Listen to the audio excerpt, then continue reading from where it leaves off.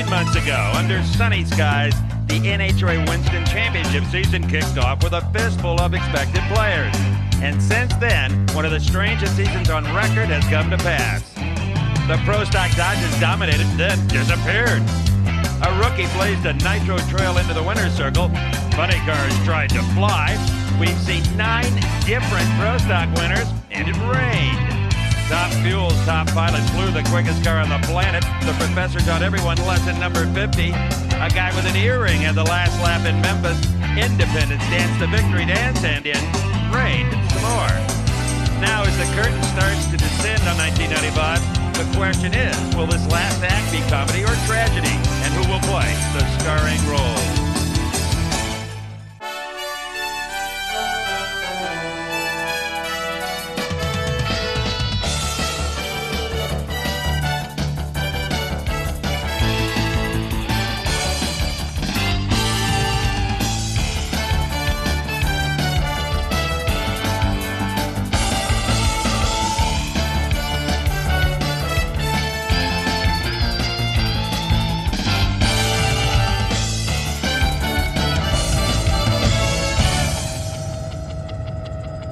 TNN proudly presents American Sports Cavalcade and covers out the 1995 NHRA Winston Select Finals from Pomona Raceway at the Los Angeles County Fairplay.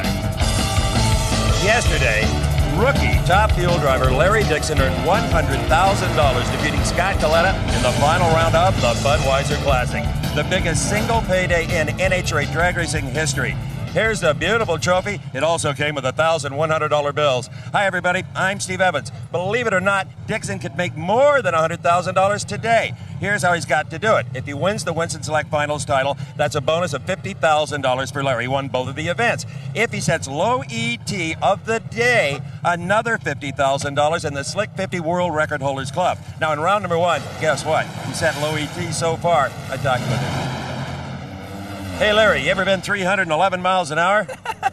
No way, not at all. I mean, God, Just did. That was unbelievable. I mean, that car pulled so good through the middle of the track. It was just smooth. God, it was nice. In low ET of the day at 472, creeping up on that 50 grand. That wouldn't be a bad bonus, that Slick 50 money. We're sure going for it. And, you know, thanks to everybody on the team. These guys are the men, man. You may have a tax problem in 95.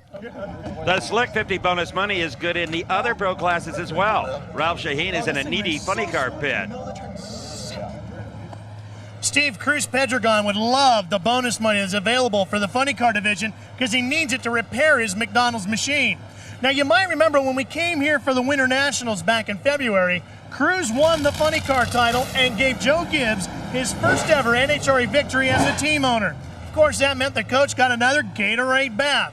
Well, Cruiser got a bath of his own qualifying for the Winston Select Finals. Watch this as the car lets go, giving Cruz an oil bath. The McDonald's crew got the car back together. In fact, it did such a good job that Cruz was able to beat Whit Bazemore in round 1. In the process, Cruiser clocked a 5:11. But it was Al Hoffman throwing down the gauntlet in the first round of eliminations with a 5:04, and sending a message that he wants to claim the bonus bucks. Low ET of eliminations in the fuel categories is good for $50,000. In Pro Stock, the ante is $25K. Still some good cash. Here's Bob Fry. Ralph, with all the money that's also up for grabs in the Pro Stock category here this weekend, the NHRA Tech Department's working overtime to make sure that everybody's playing exactly by the rules. Very big thing, especially to a guy like Warren Johnson. Warren, you're very happy that the Tech guys are giving everybody the once-over. Absolutely. What we feel we're getting now is a level playing field. Everybody has to jump through the same hoops. We're all pretty well assured that we're legal, and that's all we're ever asking. Feel that same way when you're the one that's got to tear down? Well, obviously I'd be the one to pick because usually we're probably the fastest in the category, so I'm a logical choice. But if I've got to do it every weekend and somebody else doesn't, then it may get a little wearing, but that's just part of the procedure. So far, he would be the logical choice here this weekend after 2 rounds of competition. WJ the quickest, and the guy that's got the leg up on winning the $25,000. Now let's join action in Top Fuel for round number 2. And it will feature a young lady that prefers Pomona to any other track on the circuit, Shelly Anderson. won the Bud Classic here a year ago, set a national record in the process that has since been eclipsed, and she wouldn't mind getting that back. Plus, she could almost run from her house to the racetrack, Ralph. That's exactly right. She's going to match up against the Smokin' Joe's entry of Jim Head.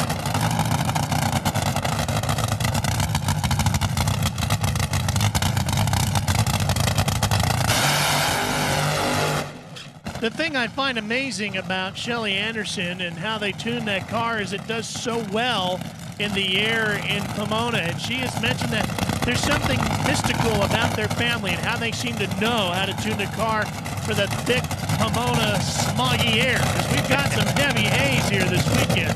Here's a good look at Shelly. Shelly Anderson, communications graduate, Cal State Fullerton. And Jim Head, a graduate engineer who did not qualify. So why is he in the show? Well, another driver, Mike Smith, did not make the call, so Head is in.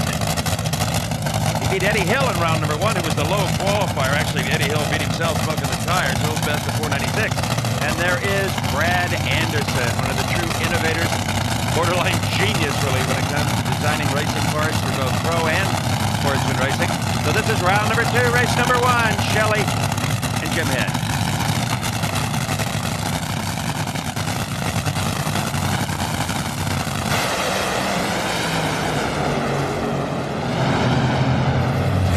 Shelly Anderson has had smoked some pistons out of the big Hemi. 488, 286 miles an hour. Not exactly stellar, but hey, she goes to the final 4, and that's what she wants. We've got plenty more Top Fuel action coming your way when we return to Pomona.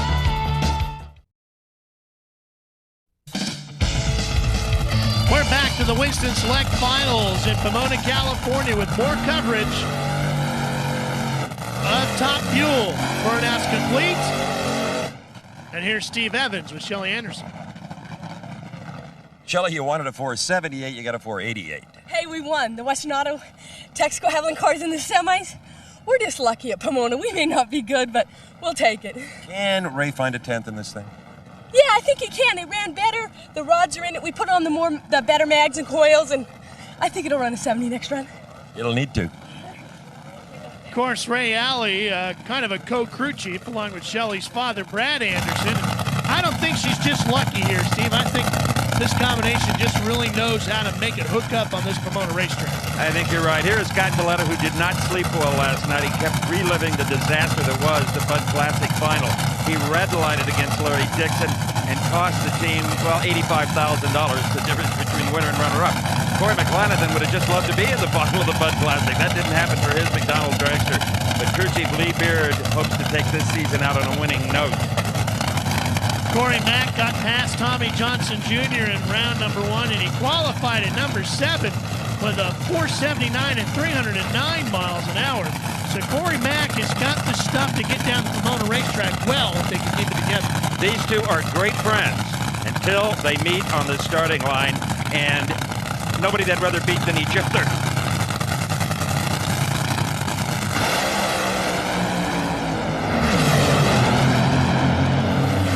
What a beautiful tune-up on both of those cars. But Coletta's was the finest at 477.302. Corey Mack, 490, fading in the last 100 feet to 297. Corey Mack gets him at the starting line with a 464 reaction time. But as they start to make their way down the racetrack, Dick LaHaye's genius mind overpowers a 553 reaction time as Scott Coletta. There's nothing but raw fuel pours out of Corey Mack's car. Coletta gets the win. And Steve. Well, your old pal Corey Mack had the jump on you at the start, but your 477 more than covered him up. Yeah, you know, I guess who knows. Maybe I'm a little leery after yesterday, but... Gun shy. Yeah, it'll come back. 77 tells me Dick LaHaye is back on track with this thing. Yeah, it's clean, and we'll go back and see if I can do my job, and maybe we'll win this thing. I think right now that's probably the biggest thing with this team. If Scott Coletta can get his mind in sync with how the car is running and get those reaction times back the way he'd like to see them. In this next pairing, of course, Bob Vandegrift Jr. and Larry Dixon, a rematch of the final round of the U.S. Nationals. And they're even in the same lane, if you can believe that. Near side is the Jersey's car, Bob Vandegrift Jr., who inadvertently deployed the parachute with a lead in the final round at Indy. I'll never forget that. Scott Coletta Larry Dixon will never forget 1995, his rookie season. He's won 4 races, including the U.S. Nationals, and right now has low elapsed time contending for that $50,000. He ran a 4.72 to beat Jack Ostrander in round 1. And he already has a national record from earlier this year in Englishtown and a win in the Budweiser Classic. Not bad. Not bad at all. Vandegrift Jr. would like to, well, they'd like to flat whip Dixon. But that is not going to happen. Oh, my. Larry Dixon, 4.69. That might just put away that 50 grand at 305 miles an hour. Vandegrift trails at 494. It just continues to march on for Larry Dixon. Jimmy Brock, crew chief for Joe Amato, reaches in. Joe crosses himself. I think I'd do that too if I was at the controls of a top dealer. Burnout completed for the Valvoline machine. And now Blaine Johnson gets done. Here's Steve with our winner of the last one. I know how to get a giggle out of Larry Dixon. You tell him he just went 4.69. That's awesome. What can I say? Awesome. Especially in the heat like this. I mean, Wes Cerny, everybody's going. I mean, it's just unbelievable. We're going for our number 5 win. There's 50 grand on the line from Slick 50 and the Winston money and NHRA money. We got the Bud money. That's all I can say for Miller and Wins and Pure Later and GMC and everybody else. Just ramble on, boy. We're going back. I think that's the most amazing thing. Nobody is surprised to see big numbers at Pomona, but not this early in the day. In fact, Dixon ran a 311-mile-an-hour pass in round number 1 and backs us up with the last one. Joe Amato, this is one of the best runs he's had in a long time, getting into round number 2. You bet it is. Jimmy Brock has got this thing singing. Joe's excited. He's pumping himself up. Blaine Johnson has been number 1 qualifier 7 times this year, has still not won a race, even though Alan, his brother, has put him into 3 finals. You know, and you're right about this racetrack. Normally, the big numbers come in round 1 when it's cool or round 4 when it's cool, not in the middle of the day. That's why that 69 was so astounding by Larry Dixon. There's Jimmy Brock. Well, you know, it's the last race of the season, too, so all these crew chiefs are just throwing everything that's in the trailer into the car.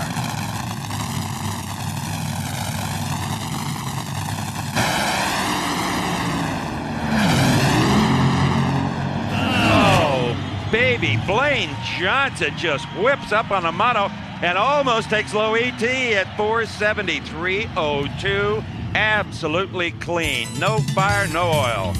Well, Joe Amato's day is done, but Shelly Anderson and Blaine Johnson will continue. Blaine will have lane choice in that matchup. And in the other pairing, Larry Dixon and Scott Coletta will go at it. And the rookie gets lane choice on the champ. Here's Steve. You know, it's tough out there when you run a 470 and it's not good enough for low ET. Hey, well, that's our personal best, you know. We're just trying to keep up with the rest of these guys. They're out there flying, you know, they're knocking parts on the ground. This thing didn't hurt a single part last run, went 76. We said, man, we got to step on it, see what we get back into that low ET category, and we're right there right now. More than anything else, you need to win your first race. Here's Joe Amato. Good run, buddy. Thanks, Good run. man. Yeah, that first race is very elusive, you might say, but we're going to work on it today. 470. Well, Joe Amato congratulating Blaine Johnson. Maybe we'll see Blaine in another final a little later on. Hey, you like funny cars? Guess what? Funny cars are next. There's Force Escusa. We'll be back. Welcome back to the Winston Select Finals at Pomona. I'm Steve Evans along with Ralph Shaheen, and that's a very popular exhibit in the pits. It's the NHRA Power Plant, a visual exhibition of past and present NHRA programs and membership benefits. You know, you can become a member for $52 annually and get 48 issues of National Dragster, a pen, a patch, a rule book, a decal, just all kinds of benefits. And if you call the number on your screen, you'll get, as a bonus, the Diamond P Video Drag Racing 94, so make that call. And Ralph, you make a call between John Force and Dean Scusa. Well, the way things have been going at the back half of the season here, no offense to Dean Scusa, but you got to give the nod to John Force. The Winston champ has done it again, 5 championships, all, of course, because of these guys in the Castro shirts, including that man, Bernie Federley. They've done a great job of putting this car into top-notch running form. Austin Coyle has got everybody on this crew hitting on all 8. John Force, though, has not won a race in the last 4 outings. Does not want to end the season like that. He's qualified number 1 at a 5:02. Now, Dean Scusa has an asset at this race, and that is Larry Myers, a crew chief with a winning record in both Top Fuel and Funny Car. In fact, he was Pendragon's crew chief the year he won the Winston title. So that's a huge plus, and it reflected in qualifying number 8 at a 5:16. Best that car has run in a good long time. Dean's dad, Don, locking him in. There's a good look at John Force. Force wants that 50 grand for low ET, and he does not have it right now. That belongs to Al Hoffman at 5:04, so that is what Force is trying to do. Besides beat Scusa, dip under 5:04.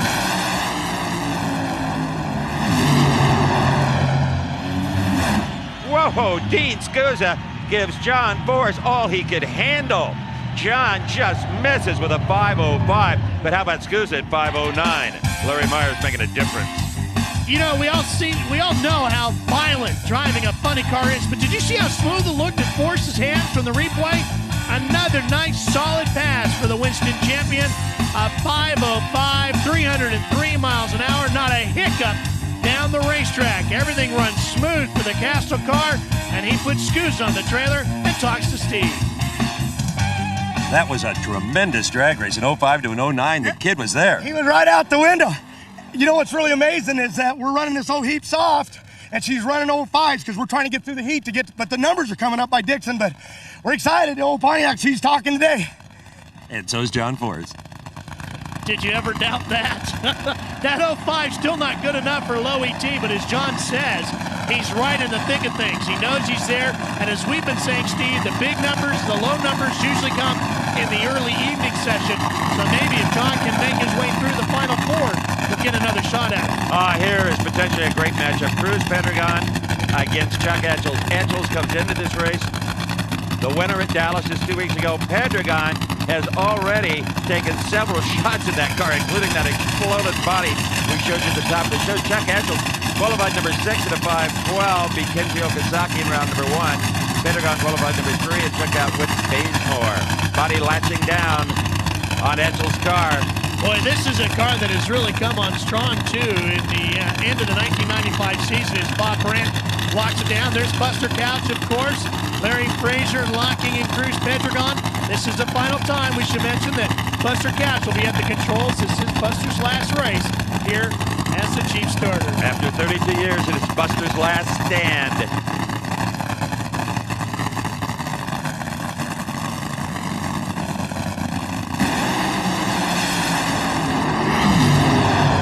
What a race!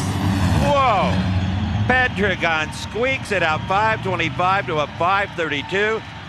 They were just about dead even off of the starting line. The competition here at the final race of the year just couldn't be much better. Well, Chuck Etchels has gotten very, very strong at the end of 1995, and Cruz knew that. Look how Cruz's car kind of launched and dipped the rear end to the left a little bit. That was probably the biggest problem for Cruz off the line. He had a good reaction time with a 495 to a sleepier 507 for Etchels. And problems here for Cruz at the end as smoke comes out of the car, but just enough to get him to the win. Cruz, that was a 1,000-foot fuse on a 1320 track. Yeah, Steve, it left with a cylinder out. It was starting to pull on me. I was trying to keep it off the wall. It was nosing over. I knew we were in trouble. I thought if we lift and think about that crash we had, we're not going to get the win light. So I said, Steve, we're taking a chance. This might blow up. You do what you got to do. That's really interesting because 90% of the time in a funny car, when it starts to nose over, if you don't lift, it does blow. That's not necessarily the case in a top fuel dragster, but in a funny car, it's almost guaranteed. And Cruz has already blown one to smithereens earlier. Gary Clapshaw, the Memphis winner, he's set to go up against, guess who? Hollywood. Casey Spurlock's got the front of the loop car. He's already fumigated the quarter-mile racetrack, and they're set to go now, Steve. Well, Spurlock qualified number 2 at a 5:04, huh? That's pretty good for old Hollywood. 297 and a 5:10 to beat Tom Hoover in round number 1. Gary Clapshaw qualified 10th at a 5:22, just 284, put out Gary Densham in round number 1. And I think the story for both of these teams is identical. Up and down, all over the place. You never know where they're gonna run. The only difference is, of course, here you have the independent coming up against a full sponsored effort, and the Pomona crowd here in California loves the independent. Trust me, Clapshaw could afford to run that car.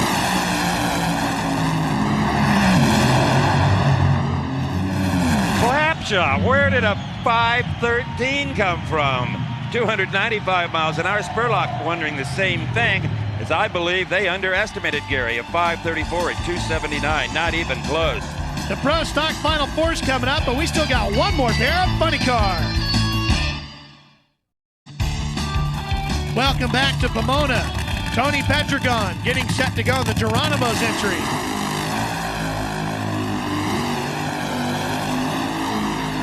Hoffman still holding on to that 504, the low ET. Here's Steve with Gary Clapshaw. This has been a tough weekend for Gary Clapshaw. He deserves a 513.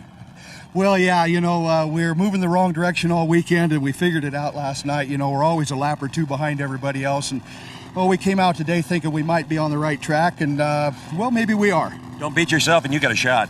Yeah, thanks, Steve. I think you're right, Steve. Gary Clapshaw's one of those guys that can sneak in there and knock somebody off when they least expect it. Tom Anderson loves it when the big money's up. He responds. They won the Big Bud Shootout at Indianapolis Labor Day weekend, $100,000. Now, Tony Pedregon, take a look at that beautiful Geronimo car there. He is partially responsible for the paint, but there's something else he'd rather do. Driving a Nitro funny car truly is an art form, and Tony Pedregon's become a true master of the art for Larry Minor in 1995 behind the wheel of the Geronimo's machine.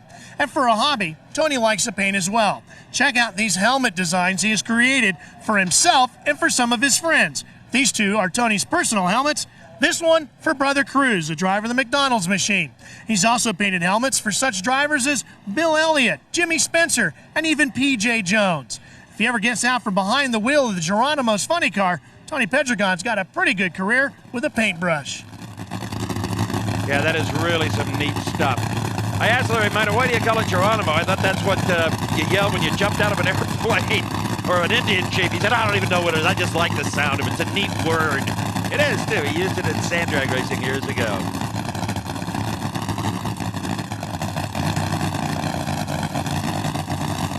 Hoffman in. Oh, Tony Pedregon could pull the upset. No! By a spoiler. Al Hoffman, another 504 to a 513. And Hoffman, it's a good thing he had a 303 mile an hour speed. He wouldn't have caught him. Boy, Forts has got his work cut out for him if he wants that low ET. Hoffman is on his game. I really thought Tony Pedregon had a great shot at him. He was even quicker in the lights, and it looked like he was starting to pull away, especially when Hoffman's car got loose right here and skating all over the racetrack. Not enough. Tommy Anderson, 504, 303 miles an hour. The ET battle continues in the Final Four with Hoffman getting lane choice over Force. And in the other pair, Gary Clapshaw, the independent, up against Cruz Pedregon. Here's Steve with Al. This Firebird was all over the place. Yeah, I don't know what was going on out there. That lane didn't seem quite as good as the left lane. I think we'll go back to the left lane, but we've seen Force run good over there, but Anderson makes the calls on a Western Auto Slick 50 Pontiac here, and he's been... That 504, though, you can take any lane you want over John Force. Could be the race of the weekend. Well, I think Force knows he's got some company here, not only this year, but next year, and we're not going away. He knows that. Well, Al Hoffman's going to go up against Force. Tony Pedregon, a little frustrated. He knows how close he was to beating Al Hoffman, Steve. You know, as the track is being prepped for Pro Stock, why don't we bring y'all up to speed on what happened in round number 2, and it was pretty strange. First, in the near lane was Mike Edwards. He was supposed to red light to give teammate George Marnell the win. Marnell lost first, if you can believe that. And here, everybody knew Buddy Ingersoll would lose to Steve Schmidt. Just how would he pick to do it? So he red lights. Schmidt advances to the Final Four. He's the captain of this whole Steve Schmidt team out of Indianapolis. Finally, a good, clean race. It was Larry Morgan and Kurt Johnson. Both green and both made a race out of it. Kurt got a bit out of the groove, but still won it with a 7:08. Now, what should have been the last classic Jim Yates Warren Johnson battle of the season ended up with a 7:03 runaway by WJ as Yates broke. So that was the story of round number 2. And you can label this editorial if you want to. Mike Edwards is going to lose here again to Steve Schmidt. Okay, I don't have a problem with the team concept. You're trying to advance the driver who is in the hunt in the points. What I have a problem with is the charade at the starting line. If you're gonna lose, leave it in the pits. Tell them it's broke, don't bring it to the starting line. Take your car, run for lane choice, and everybody knows what's happening. I agree with you, Steve, 100%. It's not fair to the fans, and it's not fair to the sponsors. I mean, it's perfectly legal, but it's too easy for, well, Marnell, for example. I mean, he was supposed to win. He goofed up. Edwards didn't know what to do. We've seen this happen over the years. Mike Edwards, nobody feels worse about it than him. He wishes he was the guy that said, hey, I win this time. Steve Schmidt said, I saw him at the far end. Mike, you understand what happens here? Mike says, oh, yeah, I tried to lose to Marnell. I don't know how to lose. It's ridiculous. And you're right, it would make things more interesting, too, if you knew the guy was coming to the line looking to post exactly what he could as the best number he could get. He'd be concentrating on that. I feel so much better now that I've vented. Okay, how is Edwards going to lose? I think he'll just, I don't know, sit there probably. Just don't sit too close to the lights. Actually, maybe it is interesting this way. Oh, what a lousy reaction time from Mike Edwards. Obviously, Schmidt wins with a very nice 7-11. Would have beat him anyway. Oh, Edwards runs a 7:08 and loses. Oh, man. You do this, Ralph. I can't stand it anymore. Yeah, well, at least this is one where we don't have to worry about anybody laying down like we did with these two at the U.S. Nationals. Kurt laid down for his dad, who was trying to chase the championship. WJ did get the title. Now, of course, they go racing hard at it. Kurt, of course, held up the sign that said, yeah, but I still got a job. So let's go to my partner, Steve Andy Rooney Evans. Well, Steve Schmidt, a 7-11 carries you to the finals. You're going to meet somebody named Johnson, and there'll be no lay down there.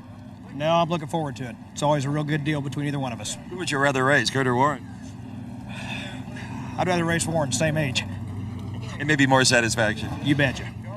Steve Schmidt does a nice job of dancing around the issue there, and we move back up to the starting line where the Johnsons are getting set to go racing.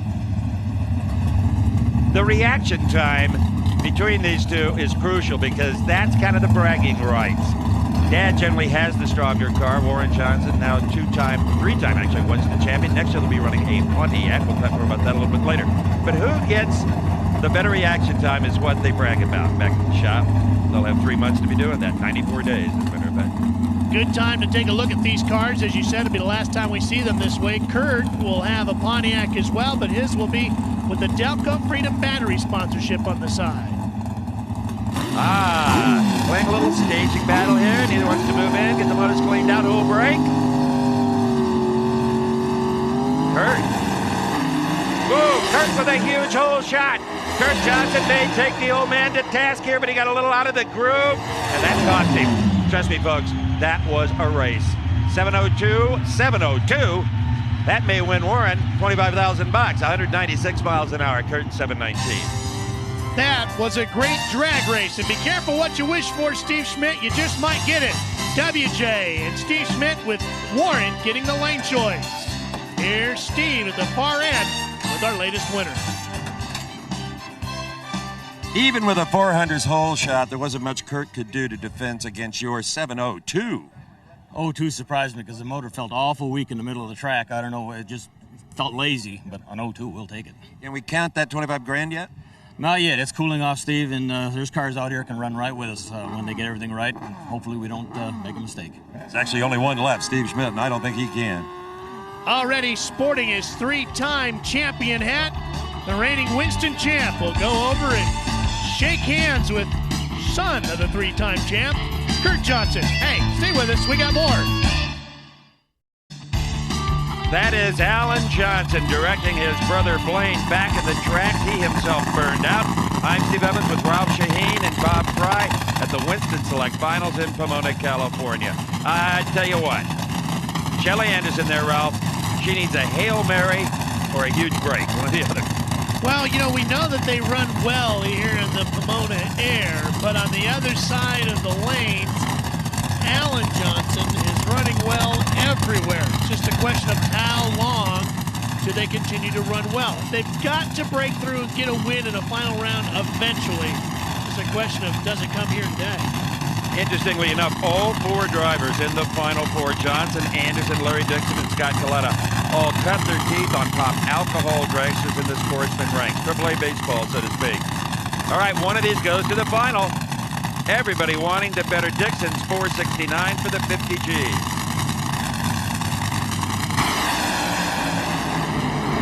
A gorgeous launch by Blaine Johnson. Is it enough? It's enough for the win. Steve, no shoot for Shelley. See if that's a problem for her. She's got it stopped. How about a 476 for Blaine Johnson? He goes to the final round at 297 miles an hour. Anderson's departing shot of 489. And we have got a rematch of yesterday's Bud Classic. Larry Dixon and Scott Coletta. I don't think you'll see a red light this time. Coletta's got the burnout done. You know he's been thinking about it. Let's go down to Steve with Blaine Johnson. You got what you wanted, a final round berth of 476. What happens now? Do you load it up for low ET and 50 grand, try to win the race? You tell me.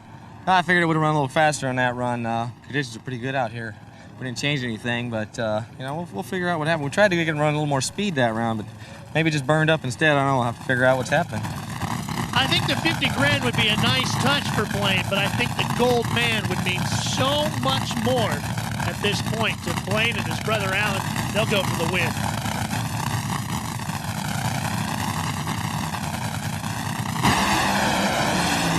Oh, and Coletta goes up in smoke. Don't worry about the red light. 479 for Larry Dixon. Puts him into the final round, but Blaine Johnson will have the lane choice. A nice lead by both drivers. Well, here's a look at the final 2 as we get set. Larry Dixon, who's had a magical season. Blaine Johnson, still looking for his first win. Al Hoffman's wife drops the body down of the Western Auto Machine. John Force rolls out. This will be Final Four and Funny Car. Here's Steve. Well, this thing finally showed its mortal side, some fire out of it. 479. It's still, hey, we're still running 470s, and guy beat Scott Coletta 2 times in one weekend. I mean, I don't think I beat him 2 times all year, and I'm just happy about that. We're in the final. We got a shot for all the Bud, you know, Slick money, the Winston money, and the NHRA money, and I'm just happy to be here right now. In his rookie year, he ought to be happy.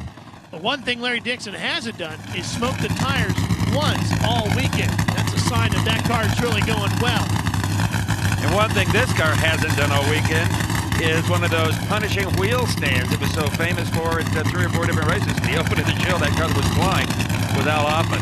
Austin Coyle, his trademark toothpick firmly ensconced. Says, okay, John boy, this is a battle here. These two badmouth each other. Hoffman has said many times that when everything Force has got, right now Force wants something Hoffman's got, and that's low ET. Force was late. John, you better hurry, buddy.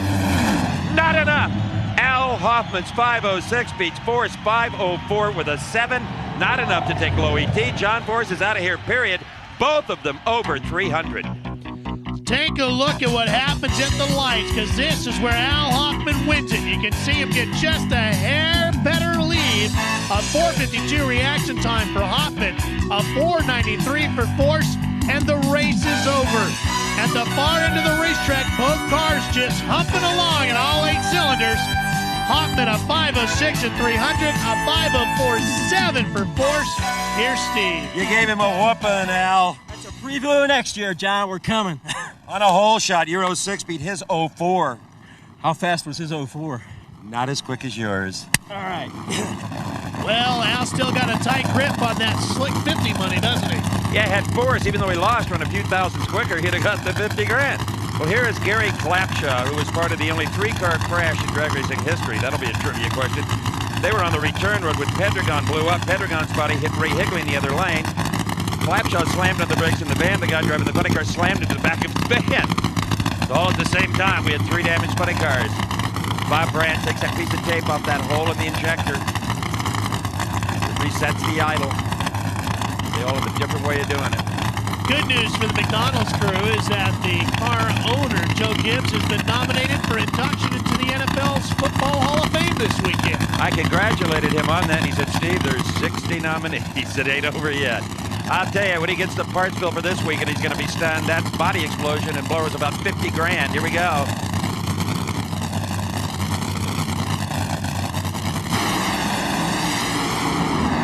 Clapshaw blazes the top. Cruz, another supercharger explosion. This time the body stays on, though. A 528 puts him in the final four, but look at the damage to the windshield and the carbon fiber Pontiac body. Lots of problems for Cruz Pedregon. He gets off the line with a 5:05 reaction time, and that's not real quick, but it doesn't matter because look at the problems for Clapshaw. Not far after leaving the line, Clapshaw's done. Cruz stays in it, and watch the blower. Boom! You saw the flames. You can see what it's done to the body, the windshield, and the engine components underneath. Big problems for Cruiser, and he's got a big test coming up in Al Hoffman. Here's Steve. It was flying until it blew, and it blew, well, not as bad as Friday, but pretty bad.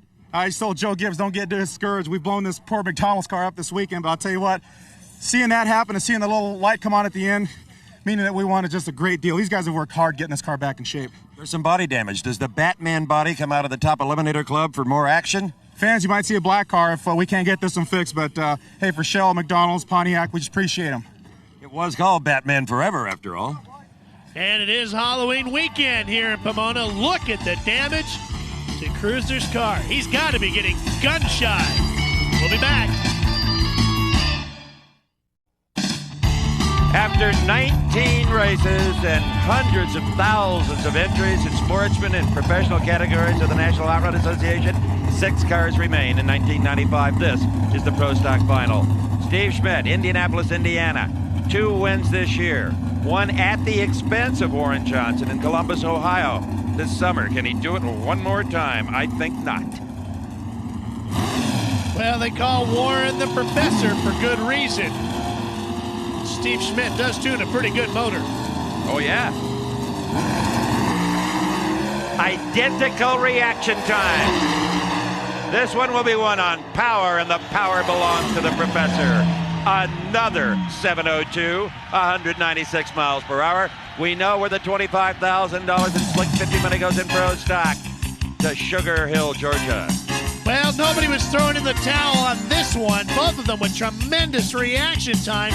And as Steve pointed out, this would come down to a classic battle of engine builders. Warren Johnson doing what he knows best up against Steve Schmidt, who apparently still has a couple of tricks to learn as Warren posts another amazing number. Steve?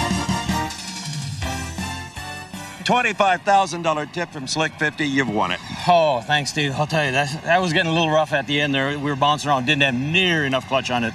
We probably slowed down 200 or 300 from what it could have run, but I'm really happy for this thing. We've had 13 wonderful years at Oldsmobile. A final tribute to them winning this race. It's been unbelievable, and we're looking for the future with Pontiac. We're looking forward to it as well. Warren Johnson made some serious cash today, boys. Well, that one's destined for a Hall of Fame or a museum somewhere. Here are the final Winston Pro Stock point standings. The 3rd Winston title for Warren Johnson. Jim Yates gave it a tremendous charge all season long. You can expect more out of him in the years to come. As expected, the Cruz Pedregon car now adorned with the Batman Forever body. This was the scene moments ago in the pits. We told you about the damage to the McDonald's body. The Batman Forever body was in the top Eliminator Club, hanging from the ceiling as an ornament. It was only run for about a month to promote the movie On the Break. It did its job. They tried to loan this body to Ray Higley because they did so much damage to his car in that explosion Friday. It would not fit on Higley's car. Darn good thing. Well, the other thing they did, Steve, was take a lot of parts off of Corey Mack's Top Fuel dragster to mount onto the engine of Cruz's machine. They took the supercharger, the ignition, the fuel management system, a lot of the parts that think were giving them problems with the red machine. Last buddy car race of the year. Can Al Hoffman hang on to the $50,000 bonus? Can Cruz Pedregon keep a body on the car?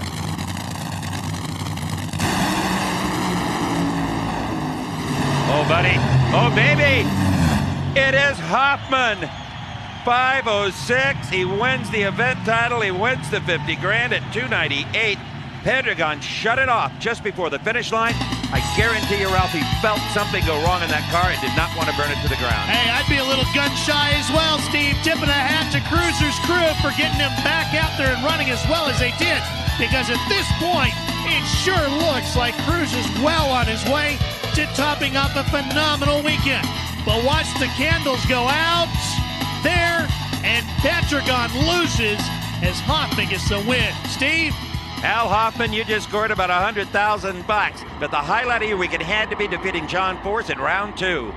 Yeah, that was real nice, and we plan on doing that a lot next year. But to win the race here for our sponsors, Winston and Slick 50, BDS, I mean, they're out here on the West Coast. They got the best supercharger in the business, and I've won this one. This one was for my mother back in Connecticut. I've been trying to win one for her and say it all year. This is for you, Mom. Here's a look at the funny car points now as the chase for that Winston title is over. Force gets his 5th crown. Hoffman still frustrated, but in 2nd. Cruz Pedregon gave it a good run. He'll finish in 3rd. One more sniff of nitro to go in 1995. Can Larry Dixon cap off a $250,000 weekend, and can Blaine Johnson get his first win? We'll find out. We're back at Pomona for a historic Top Fuel final. Buster Couch, the last time he will ever throw that switch. The most money ever on the line in a 2-car drag race, as big as a $150,000 swing is possible here.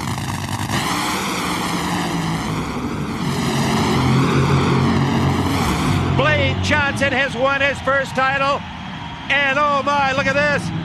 He picks Larry Dixon's pocket for 50 grand. 468 makes it a $100,000 weekend for Blaine. We said that Blaine Johnson would go for the win. He got that, and he also gets some money. Clutch dust pours out of the car as he launches off the line with a 460 reaction time. Was Blaine Johnson ever on kill on this run? He finally gets a chance to talk to Steve. Where do you hear this, buddy? You not only won your first race, 468, you got the 50. That's beautiful. Gosh, it's unbelievable. We've been trying so hard this year, and nothing ever seemed to go our way. And today was perfect, you know, when we made the right calls at the right time. And, you know, I drove good this weekend. The crew did an awesome job. I mean, they worked flawlessly all day long. Al made the right calls, and we won the race. You won the race and a whole lot of money. I'll tell you, the winner's going to go a lot easier for these guys in Santa Maria with that cash. The Winston Top Fuel point standings wrap up this way. Coletta gets his 2nd crown. Corey Mack is 2nd. The rookie is 3rd. And Blaine Johnson comes home in 5th. A promotional consideration of fee paid for by the special offer from Diamond P Sports. Relive all the great moments from the 1995 NHRA Winston drag racing season in Diamond P Sports Yearly Review, Drag Racing 95. Follow the action in Top Fuel Funny Car, Pro Stock, and Pro Stock Motorcycle as teams battle for the Winston Championships.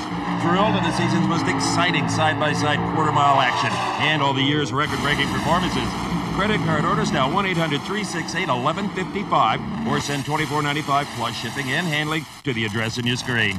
1995 was a season to remember, and you can relive those memories with Diamond P Sports Drag Racing 95. Dial 1-800-368-1155 today. Who says white men can't jump? When you win your first Top Fuel drag race, you can get plenty of altitude.